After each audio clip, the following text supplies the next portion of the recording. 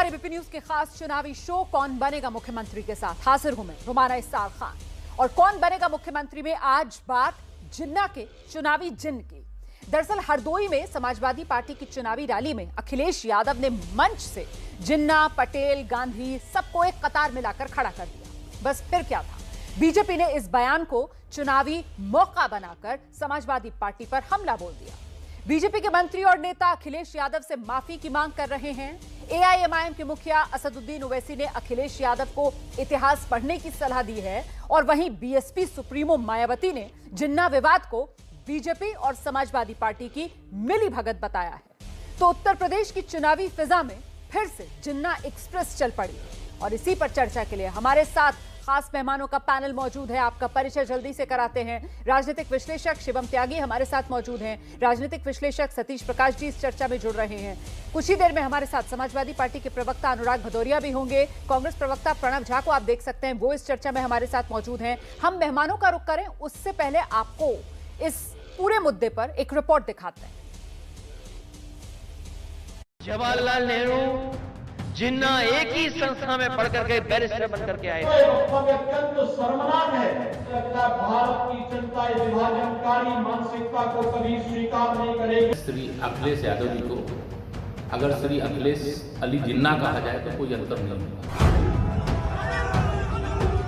UP के चुनावी दंगल में देश को बांटने वाले जिन्ना का जिन्न बाहर आ गया है और इस बार चिराग को रगड़ने का काम किया है अखिलेश यादव ने। सरदार पटेल जी, राष्ट्रपिता महात्मा गांधी, जवाहरलाल नेहरू जिन्ना एक ही संस्था में पढ़ करके बैरिस्टर बन करके आए थे। अखिलेश की जुबान से जिन्ना का नाम निकलना था कि बीजेपी ने चौतरफा हमला शुरू कर दिया। भाइयों बहनों, ये वक्तव्य अत्यंत शर्मनाक है, लेकिन कल उनका वह विभाजनकारी मानसिकता एक बार फिर से सामने आ गई। एसपी की तरफ से फेंके गए इस फुल टॉस को बीजेपी किसी भी कीमत पर गंवाने के मूड में नहीं है।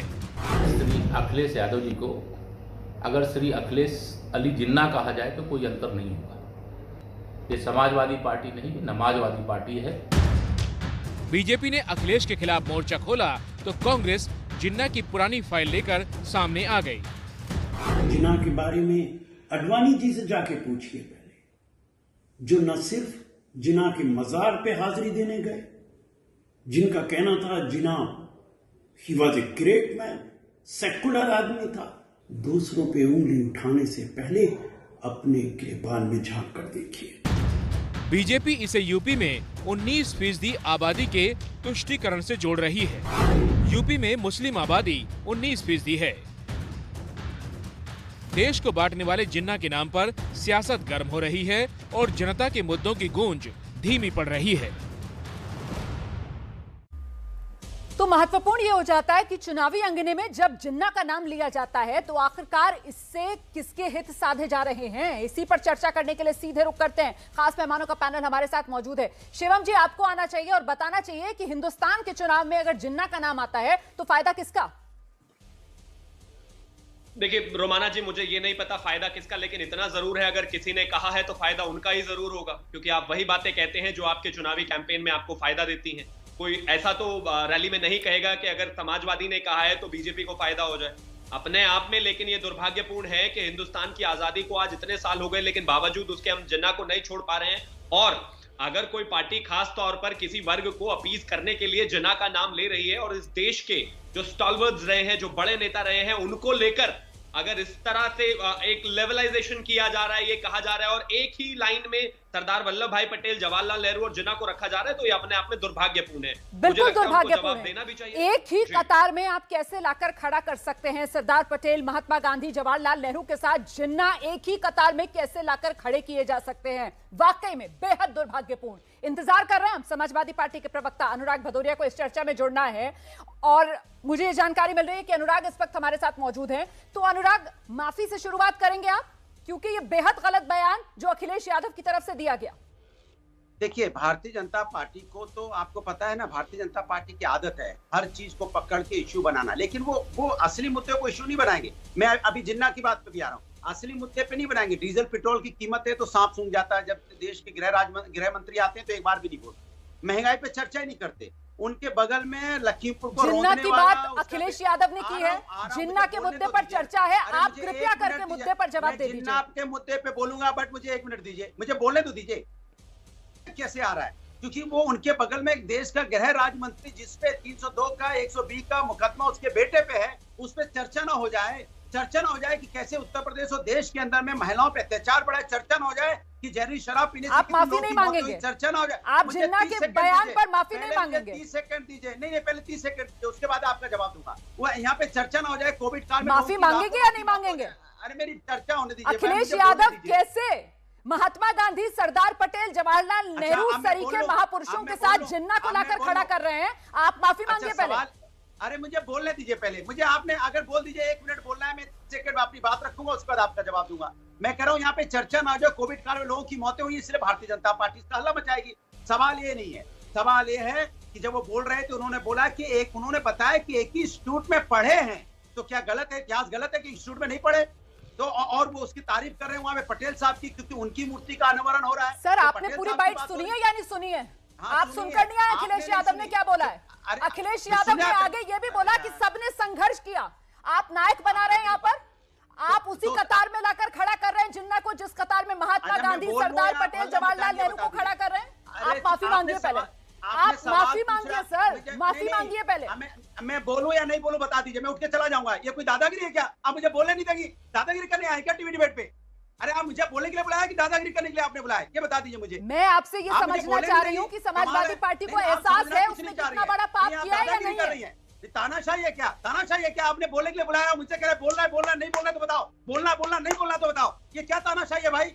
आप मुझे बोलने नहीं देंगी? माफी नहीं मांगेंगे तो बता दीजिए। माफी नहीं मांगेंगे? आप मुझे बोलने देंगी या नहीं बोलने देंगी बताइए आप। अरे सब तो बोलिए आपने।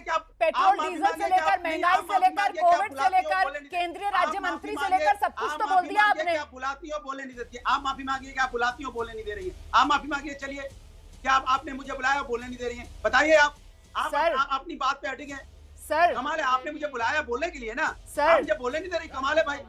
सर जवाब है कि ये पाप क्यों किया अखिलेश यादव ने, तो प्लीज दीजिए। अब मैं बोलूं अगर आपको सुनना है, नहीं सुनना है तो आप बता दीजिए। आपको नहीं सुनना तो हमें हटा दीजिए, कोई जबरदस्ती नहीं है। अरे जवाब दीजिए ना। अरे जवाब दीजिए ना सर।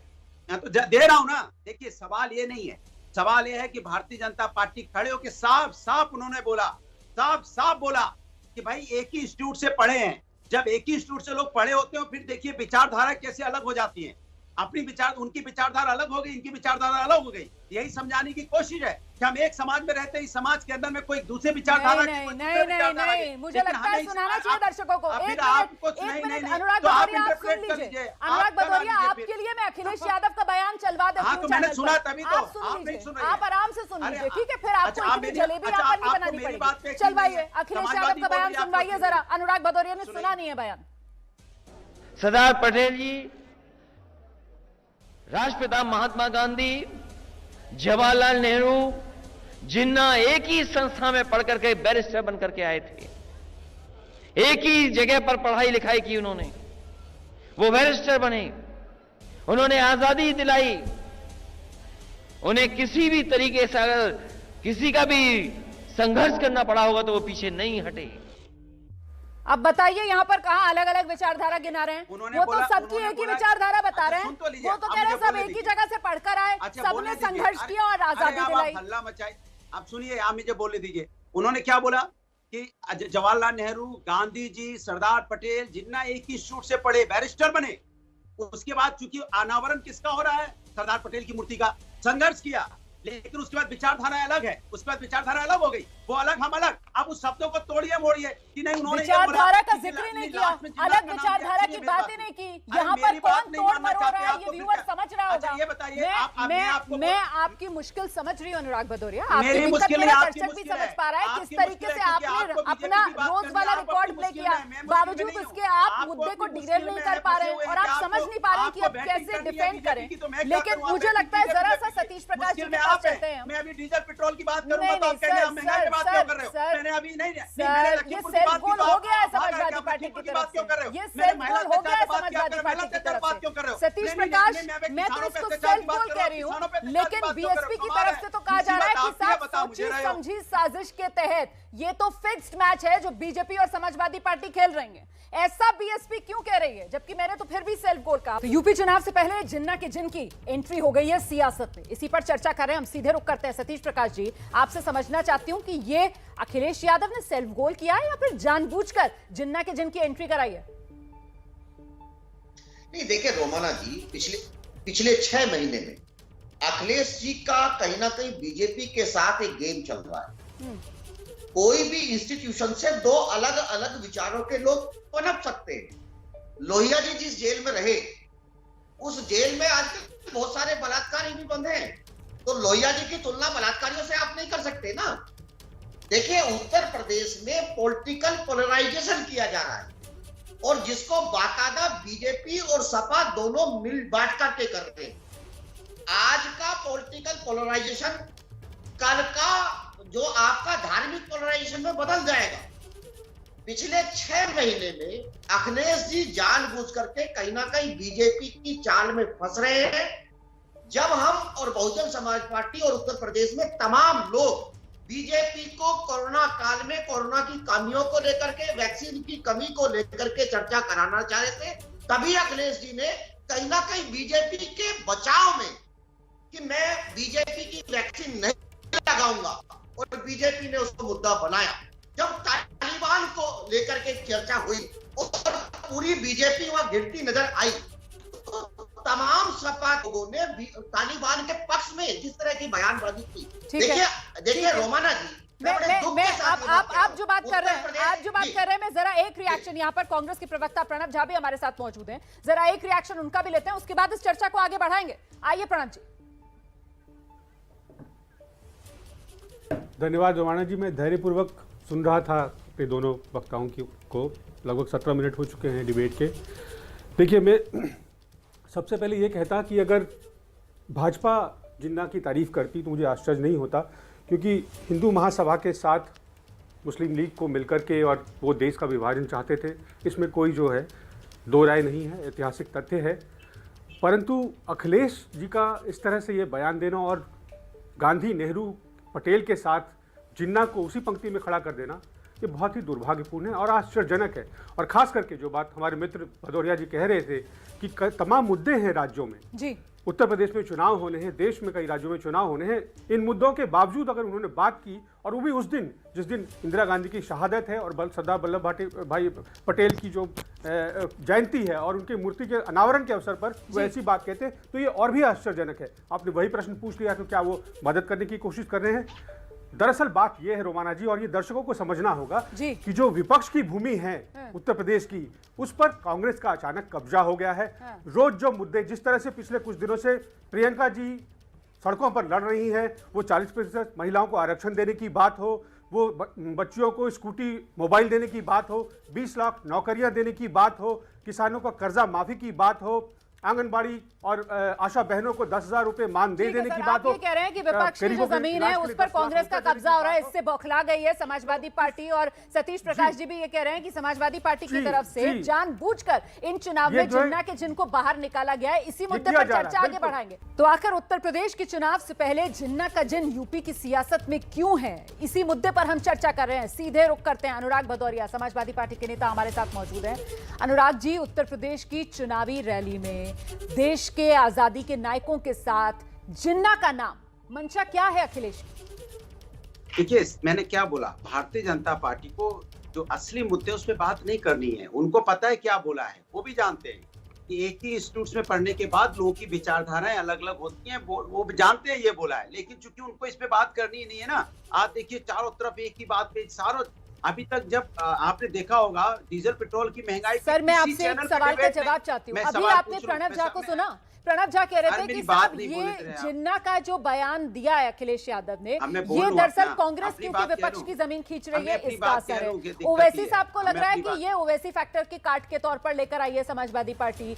विपक्ष ये भी कह रहा है, आपके जो विरोधी हैं वो ये कह रहे हैं कि साहब ये मुस्लिम कार्ड खेल रहे हैं। बताइए, मैंने तो वो सवाल आपके सामने रखे जो उठ रहे हैं। नहीं, सवाल नहीं। अब बीजेपी क्या कह रही है आप मुझे सुना रहे हो, कांग्रेस क्या कह रही है आप मुझे सुना रहे हो, बीएसपी का, अरे भैया मेरी भी तो सुनेंगी कि नहीं सुनेंगी? फिर आप क्या कह रहे हो आप मुझे सुना रहे हो? तो 4 लोगों की बातें तो आप खुद मुझे बताना चाह रहे हो।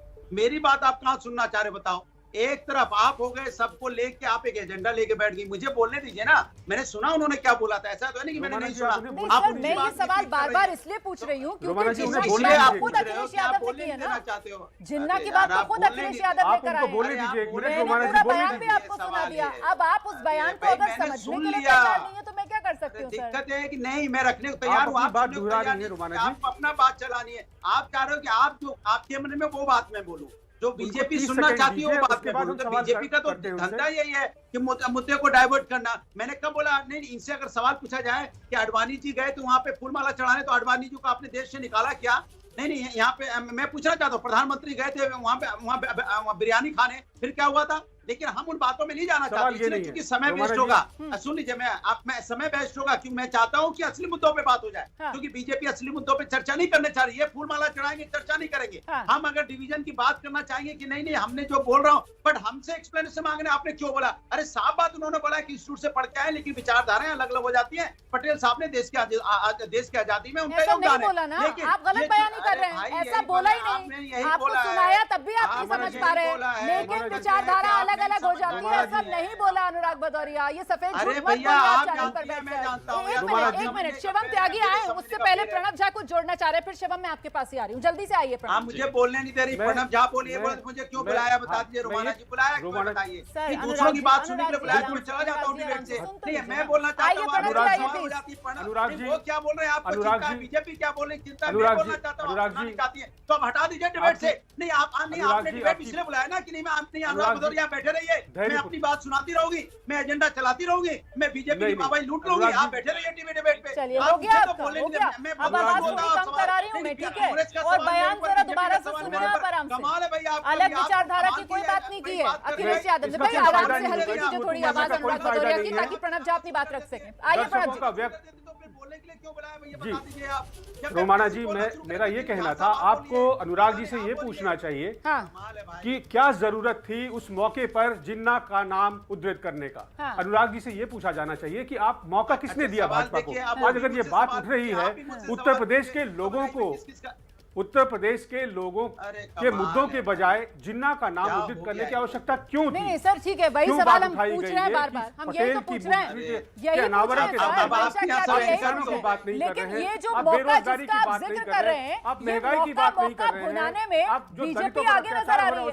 शिवम त्यागी जी, ये मौका लपक लिया है क्या बीजेपी ने? क्या आपने बीजेपी के कहने पर ये मौका दिया? महंगाई बेरोजगारी पे बात, जी मैं बहुत शालीनता से सबको सुन रहा था, आशा करता हूँ सब ऐसे ही सुनेंगे। सबसे पहली बात ये है कि अखिलेश, अरे अनुराग भाई प्लीज, हो गया है आपका, हो गया, पिछले 15 मिनट से शिवम जी उनकी आवाज कम है, आप अपनी बात रखिए। अनुराग जी प्लीज जरा सुनने दीजिए, कैसे बीजेपी ने मौका लपक लिया, ये तो सुनने दीजिए ना।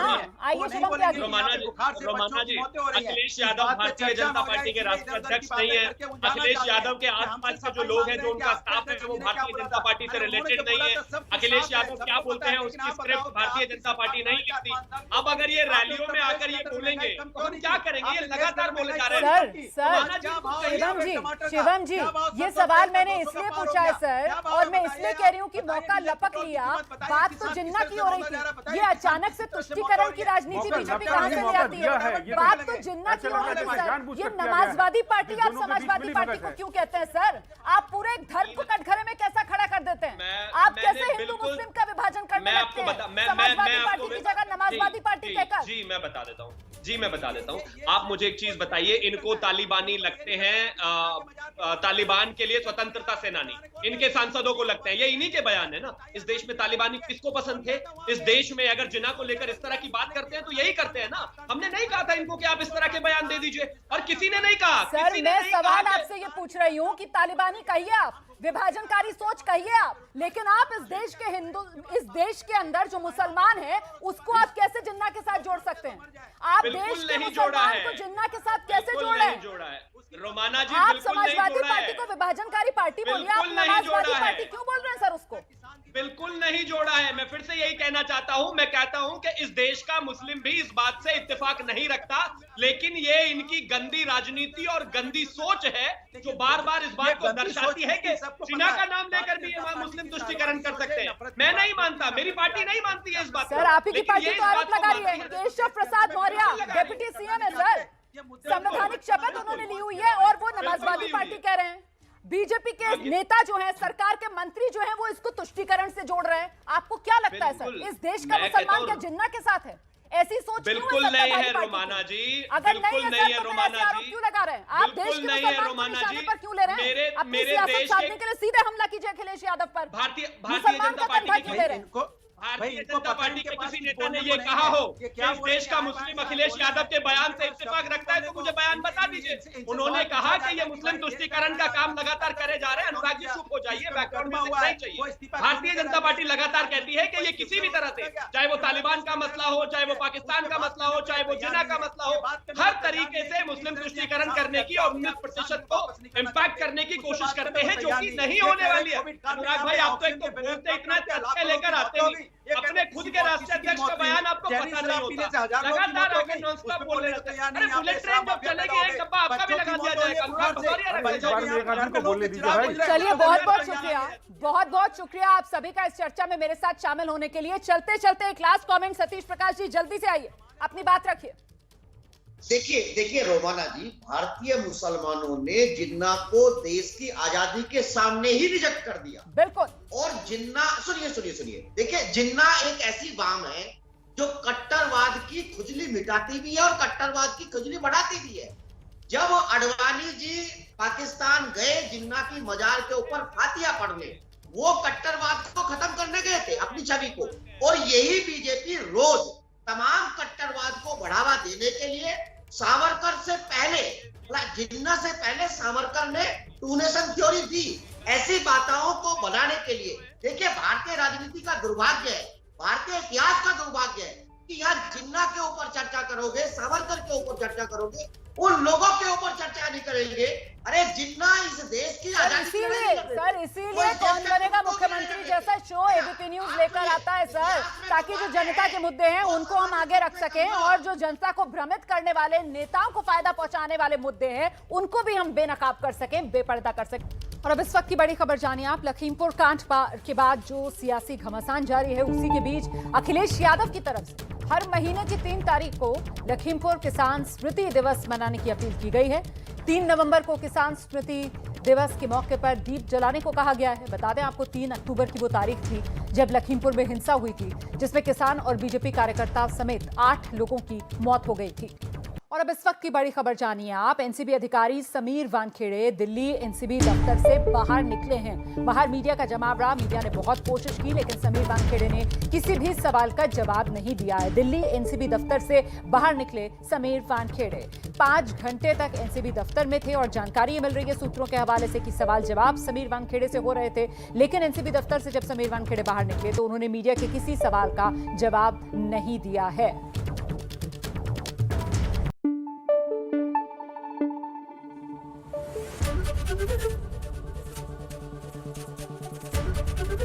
एबीपी न्यूज आपको रखे आगे।